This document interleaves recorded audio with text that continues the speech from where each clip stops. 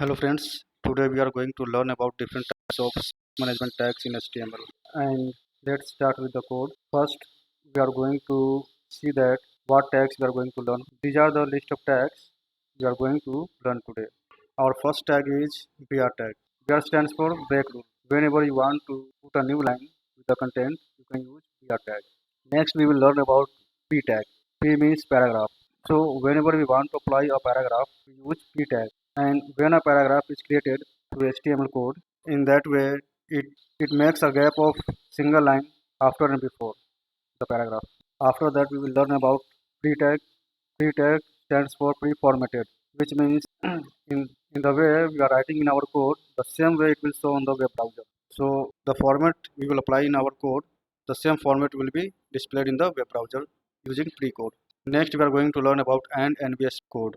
And nbsp code is used to put space between content. So whenever we want to apply multiple space between content, we can use and nbsp code, because web browser always understands single space. So to apply multiple space, we need to use and nbsp code. And last, we will learn about blockquote. Blockquote tag is used to indent the content. So let's start the coding, see the effect. First, we are going to apply br tag. So for that purpose, we have written here two sentences. This is first line and this is our second line. After applying the br tag, you can see the effect in the web browser that it is showing in two different lines. So br tag is used to put a new line for the content. Now we are going to learn about p tag. We will create two paragraphs here. So this is our first paragraph, and now I am going to create a new paragraph called second paragraph. And now saving the code and seeing the result on the browser. And we can see clearly that the paragraph has been created and it is putting gap of single line before and after. And now we are going to learn about pre-tag. So already I have told you that pre-tag is used to put the same formatting on the web page as we are writing on our code. So I'm writing here content with the gap of some space and lines and putting little different format in our code. After writing the content under pre-tag, we can see the effect in the web browser that the format I written in the code, the same format is showing on the web browser. So pre-tag is used to show the same formatting as in the code. Now we are going to learn about and nbsp code. So and nbsp code is used to put multiple space between content. Putting multiple space between new and content word.